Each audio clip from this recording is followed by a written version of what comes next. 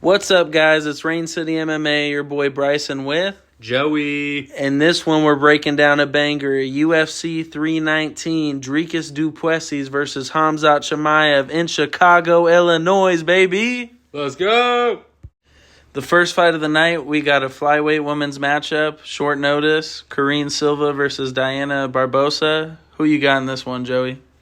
I mean, honestly, these girls have fought each other before. I wouldn't say they're not both high-level jiu-jitsu. I think that kind of cancels out on the ground. But for the Karine Silva side, man, 17 out of her 18 wins have come by finish. That's insane, especially for a girls' fight. Her cardio does fade later in the fight, but, I mean, she always mixes up her kicks super well. So with her defensive grappling, man, I got to go with Karine Silva over Barbosa. Who do you have?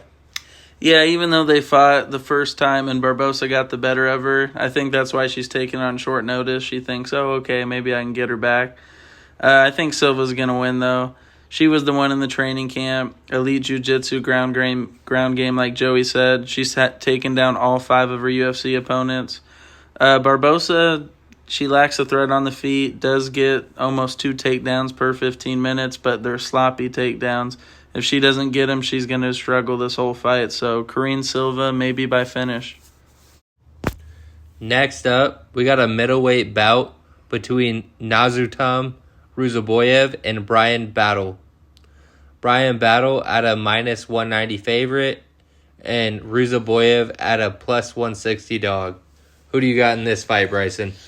I think this is a tricky one, guys. It's at middleweight, so Battle's coming up. Ruzaboyev's fighting at his normal weight class. He went to welterweight that one time against Buckley and lost, which, hey, Buckley, you can't be mad at that. Battle has good clinch work, improved technical boxing, puts together combinations, got some pop in the shots. Ruzaboyev has finished 33 out of 36 wins, guys. He's only, that means he has 3 decision wins, which is a little rough. He got good jiu-jitsu. Doesn't throw a lot of volume, though. That might be into Battle's favor here in the deeper waters. But gosh, guys, if I had to say, I think Battle edges it out on a decision, even though he's coming up.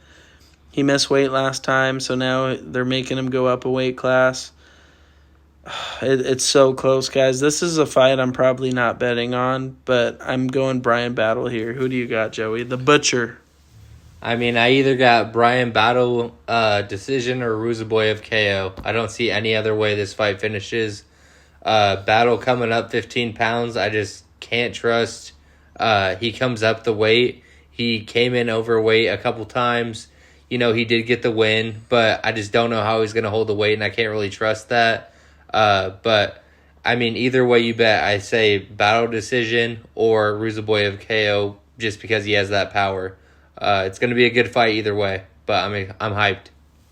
Next matchup, we got Edson Barbosa versus Drake Close at a lightweight bout. Close's at plus 125, Barbosa's minus 150. I'm going Edson Barbosa. He's the vet. He probably only has 1 more to 2 fights left in him, and I think he can win this one. Close, he's 37, Barbosa's 39. There's not a big age difference here, guys. Not to mention Barbosa's going to be the taller fighter, have the longer reach. He throws nice low kicks, mixes up the kicks really well, got some good spinning body shots. High-level technical striker. He mixes in every part of his game. Close, 55% striking accuracy. I like that. He switches stances frequently. Has fought some good competition, decent feint game, but I think I'm going to go Barbosa here, probably by decision. I think these 2 are going to actually fight out a really good classic here, and it's going to be a good, tough fight in Chicago. But I'm going Barbosa, leaning towards him. Who do you got, Joey? Yeah, I also have Barbosa in this fight. I just think, honestly, Close just leaves his chin up too much, man. I mean, when it gets into the dirty boxing, striking exchanges, that's not something you want in a fighter you're betting on or hoping to win. He does have, pretty good offensive wrestling at times, but like I said, He might be a little younger, but I don't think it's going to even get there. I think it's going to be a super great boxing match. And honestly, in the reality, Barbosa on the other side has a 72% takedown defense, guys. Like, I don't think it's even going to get there, like I said. I think Barbosa's going to have his way with him. He's going to tag him on the feet. And the only time the fight goes to the ground is maybe if Barbosa gets a little ground and pound after he chins him. Next up, we have a lightweight bout between Chase Hooper and Alexander Hernandez. The odds are Chase Hooper at minus 285 and Alexander Hernandez at a plus 230 dog. Well, Chase Hooper, he's a local boy to Washington, and we've watched all of his fights, or most of his fights, especially in the UFC. He has elite jiu-jitsu. He has really super creative scrambles. On the ground, you never know what he's going to do. He might hit you a couple times in a weird position, then hop on a submission. He's a real tricky guy, man. He shows a great gas tank, and I think he has a great fight IQ, especially for only like 20 combined fights. I got Chase Hooper in this one. How about you, Bryson? Yeah, I'm going the boy from Enumclaw, Chase Hooper. He's also going to be on our parlay this week. And his jiu-jitsu's elite. He attempts 2.2 submissions per 15 minutes. That's the second in lightweight division to the other local, Terrence McKinney. We got a lot of jiu-jitsu up here in Washington, guys. His boxing's improved too. 51% striking accuracy. Like Joey said, great scrambles. He also lands 2.59 takedowns per 15 minutes. He's a high IQ fighter, 5-fight win streak. You got to ride him while he's hot. On the other side of Hernandez, he has a decent feint game. Good boxing, but he lands at a 40% rate, guys. That's not good. And he does tend to struggle against grapplers. I don't know if he's been subbed or not, but I think Hooper's going to find it here. And Hernandez tends to make mistakes, has a decent jab, but I think he's coming into one where the momentum's just riding too high for Chase Hooper. So we're going Hooper, and we're going second round sub. Next up, we got a women's strawweight matchup. Jessica Andrade, former champ, versus Lupi Godinez. Lupi Godinez is coming in as a minus 155 favorite. Andrade is plus 130. I'm going Lupi here, and Lupi by decision. She shoots very explosive takedowns, keeps a high defensive guard on the feet, which I love. Active ground and pound with top control has never been finished. She looked really good in that last fight in Mexico against Plessis. Yes, everyone's going to remember the third round when Plessis started coming on, but Lupi held her own on the feet too. But that wrestling and grappling looked so next level. You got Andrade, like I said, former champ. She got some pop in her shots. That's what she's known for, you know. She loads up too much, though. Like, the way she got knocked out against Yang Jianan when she just threw 3-4 left hooks in a row. I mean, her IQ is just below zero. It's insane to me at times. She has fought elite competition, but, yeah, I'm going Lupi. Who do you got, Joey? Yeah, no, I'm definitely going Lupi on this one. I think she has great defensive grappling, and she showed that. I know Andrade is very aggressive as a fighter. She likes to land significant strikes and do, like, club and subs, but I don't think that's live here for her. I think, like Bryson said, her IQ just went out the window. She does have, solid, significant strikes per 15 minutes, but I don't think it's going to even go there. I think Lupi's going to get her out of there in the second round, maybe third round. I don't think it's going to decision, but I got Lupi sub. Next up, we got a middleweight bout between Gerald Meerschaert and Michael Olajszak. Gerald Meerschaert is a plus 180 dog, and Michael Olajszak is a minus 220 favorite. Michael Olajszak just came out with the Fighting Nerds his last fight. We love that gym. I got him in this fight. I think he's going to win. He rivals to the body super well, and I think he's just going to come out on top, especially training with Caio Barrio. Who do you got, Bryson?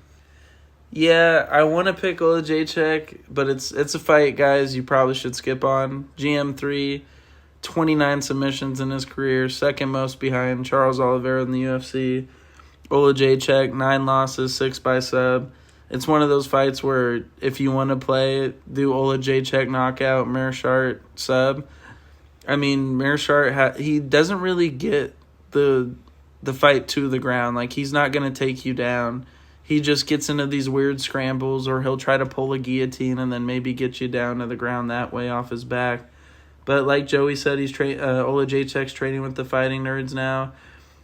He shows good boxing with great pressure when he's going forward. He likes to just keep going forward. So either play Olajaychuk by knockout or GM3 by sub if you guys want to play either side. But this is one we're both skipping. The final prelim of the night, we got King Green versus Diego Ferreira. You know, we love our boy Bobby. He's our man. We actually have talked to him about an interview. We're going to get that out here for you soon and get that with him. One thing about him, he keeps his hands low, very low. That's just his style. But he puts good combinations together, does have good technical boxing. He has taken a lot of damage over the time. I mean, he's gotten in some tough fights here, guys. But his wrestling's there, too. His offensive wrestling, that's where he started in MMA, actually. Most people don't know that.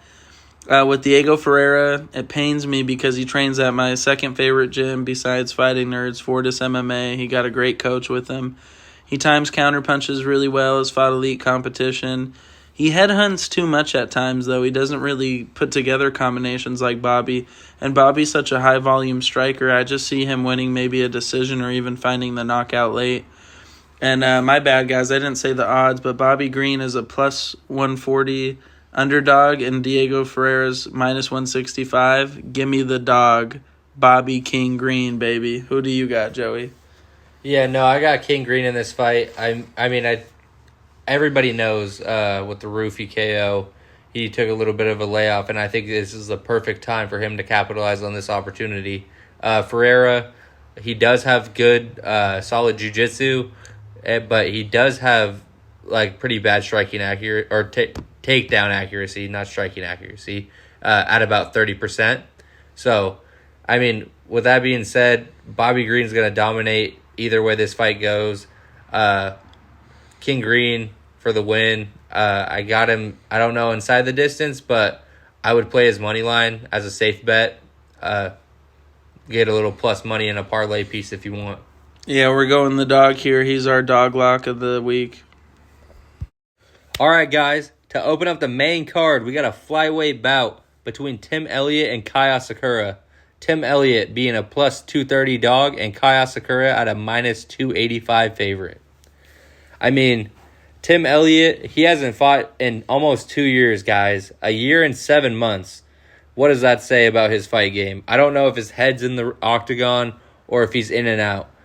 He does have solid wrestling. He lands 3.73 takedowns per 15 minutes, but what does that really say?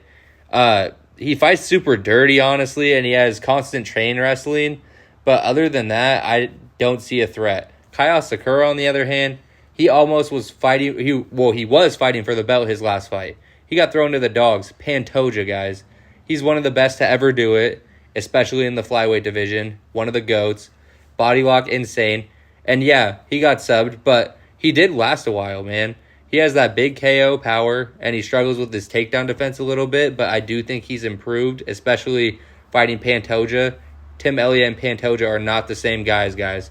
So, I'm picking Kai Asakura in this one. What do you think, Bryson? Yeah, I'm going Kai Asakura. He's also going to be our parlay. So remember, guys, we got Hooper and Asakura so far. His get-up game was really good against Pantoja. I think most of the time, guys, we forget when we see a guy lose. I mean, you got to rewatch the tape. Asakura was actually defending the first couple takedowns thrown at him. He also had a good get-up game in the first round when he got taken down. The body lock, like Joey was saying, just got to him. But Asakura, like Joey said, got that big KO power. He throws nasty knees up the middle. Good counters, times them well. He's kind of a counter puncher, He's not going to be that volume guy, but man, is he going to do the damage on Elliott. And he wants to walk you down. He keeps walking you down because he wants you to come throw. Elliott, like Joey said, dirty fighter. I mean, grabs the cage, grabs your gloves against Ulanbekov. He'll poke you in the eyes. He got a decent gas tank on him, but I think Asakura finds the highlight knockout, which the UFC wanted him to get against Pantoja. So we're going Asakura moneyline and round 2, round 3 KO for Asakura. Next up, we got a middleweight matchup. Jared Cannonier, Kill a Gorilla versus Michael Venom Page, MVP. Cannonier's coming in at plus 155. Michael Venom Page minus 185. For me, I'm going the dog here. I'm going Jared Cannonier. He wants to be the one leading the dance, guys. He's always trying to cut off the cage. He pops out a very clean jab. Has only fought killers in the UFC, guys. I mean, we're talking Gregory Rodriguez, Caio Barrio, and Imavov. Yeah, where are Barrio and Imavov? They're about to fight for a number one contenders matchup for the next person who's fighting for the belt, unless Fluffy, maybe he's going to sneak in now. But, yeah, he just throws nasty ground and pound. He's got that power. I just love Cannonier. Michael Venom Page, you know his style, guys. He's out on the outside, very fast hand / movement. Just in and out, in and out, in and out. That's all of Venom Page. He's actually a low-volume striker, but this guy lands at 62% accuracy. That's what scares me with it, is Cannonier might just be chasing the whole fight. But I'm going to go Cannonier, the guy who's been fighting at this weight class, the guy who's fought in that light heavyweight. I mean, he got power, and maybe he'll implement some wrestling. But I'm going Cannonier as the dog here. Who do you got, Joey? On his last fight against Shara Bullet, I had MVP. Me and Bryson disagreed on that. On this one, I do have to take Cannonier, honestly. Just because of Michael Venom Page's footwork, I think he dances around too much. He gets too arrogant at times. I could see, him getting too cocky or whatever. And if Cannonier hits him with one of those leg kicks or a body kicks, man, I think he can incorporate that in the late first round, early second round, and I think it's going to wear and tear on MVP's game. I don't think he's going to have energy to be super crazy and try to get in your head in the octagon or do any of the crazy stuff he normally does. It's going to get him out of his own game. So in that aspect, I do have to take Jared Cannonier. Even though he is the dog, I don't see MVP getting it done. And I think he struggles late in the fight, especially when he gets taken down. His defensive wrestling isn't all that. So if Cannonier can incorporate the wrestling, couple leg kicks, and the body work, I think it's all his. Next up, guys, we got the featured bout of the night, a welterweight bout between Jeff Neal and Carlos Prates. Jeff Neal at a plus 200 dog, and Carlos Prates as a minus 250 favorite. In this fight, on Jeff Neal's site, he has very crisp boxing. He has great takedown defense at 87%, which I don't think will be utilized because of Prates' Muay Thai abilities. At times, his feet get stuck. He just doesn't know what he's doing, and he can get caught that way. And I think that's what might happen here. So, Carlos Prates, everybody knows he did take a loss, recently, but I think that has shown him a lot of experience. He does have that one-punch KO power. He's really good in his kickboxing style and his Muay Thai clinch. The knees up the middle to the body are insane, and he lands at a 54% rate. So I got Carlos Prates. If you're feeling crazy, I do Prates knockout, but I could see it being later in the fight. Who do you got, Bryson? Yeah, I'm going the Nightmare, Carlos Prates. He's going to be the last leg of our parlay for you guys. So we got Hooper, Asakura, Prates. Prates, he got that one-punch KO power. Everyone knows it. Improved takedown defense, too. I mean, he showed against Ian Gary. Ian Gary was 4 for 17 on takedowns, guys.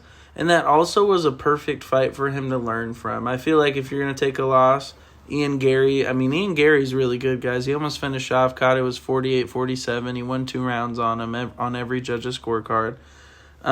Prates is still 31. I feel like people think this guy's super old because he smokes or something, but he's also going to come in with a 3-inch reach advantage, 78 inches compared to Jeff Neal's 75. Like Joey's saying, Neal gets stuck in the mud on his feet sometimes. He has a good work in the clinch, but I'm hoping he doesn't do the clinch because that's going to be bad news for him. Great defensive grappling. Does good when going first. That's what Neal's going to have to do this fight if he wants to win. He's going to have to go first. But Prates, nasty clinch game, good Muay Thai, like Joey was saying. I just love the Prates side here, especially after a loss. And I think KO second round. but we're going Prates money line on the last parlay. Next up, we got the co-main event of the evening. Lerone Murphy, the UFC veteran, versus Aaron Pico making his UFC debut. I'm not a big fan of it being the co-main. I'll say that right off the bat.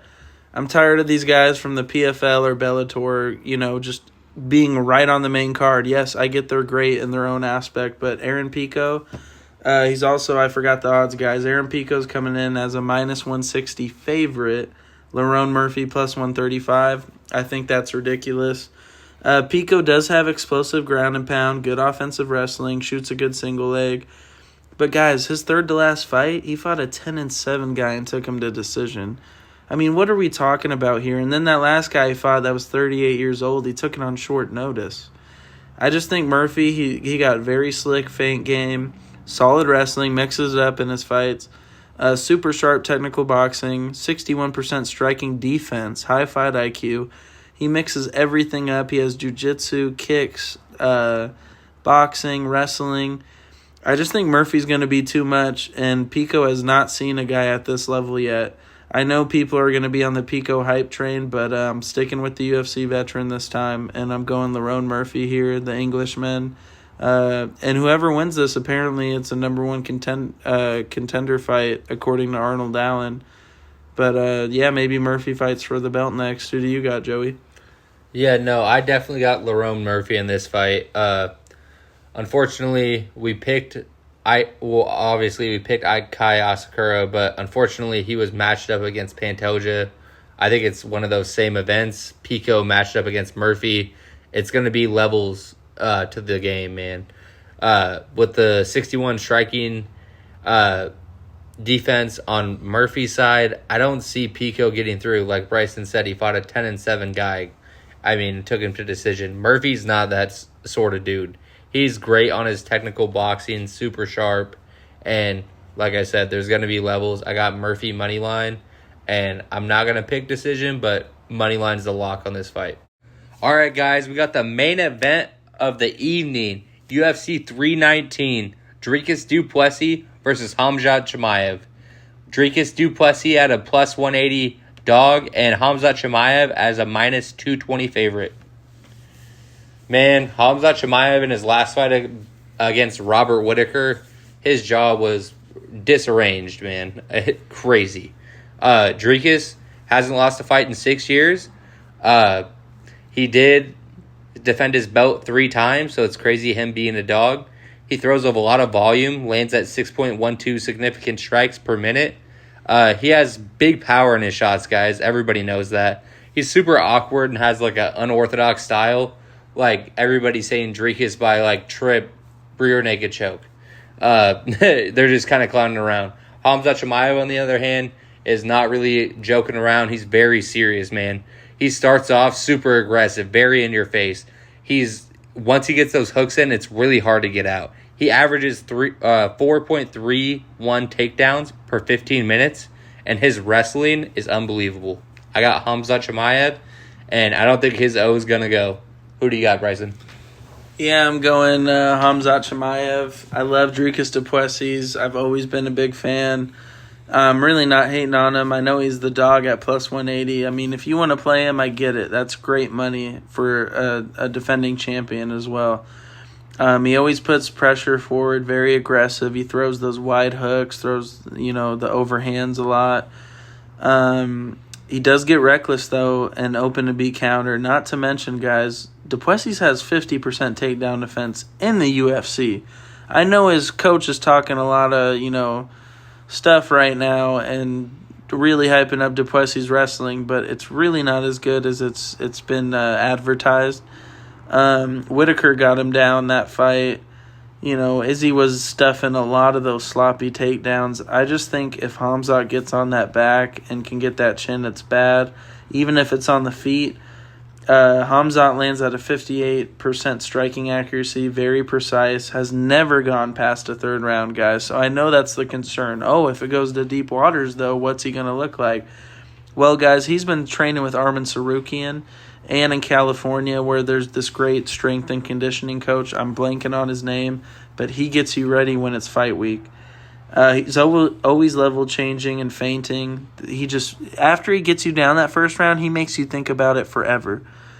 He also averages 2.8 submission attempts per 15 minutes. This guy's looking for the sub. I got Hamzat. I got round 2 sub. I think the new era's coming in for Hamzat. Not saying Dricus is old. They're the same age, but I just think the Plessis is taking his first loss in the UFC. All right, guys. It's been real. Rain City MMA. Thank you guys for tuning into our video. Please like, comment, and subscribe. We appreciate all the support we get, man. And we're just hoping to put you guys on with another 3-leg parlay. Let's go. So we're starting it off with the hometown boy, Chase Hooper. And then we're going to Kai Asakura. And our last leg of the parlay is going to be Carlos Prates out of the Fighting Nerds gym.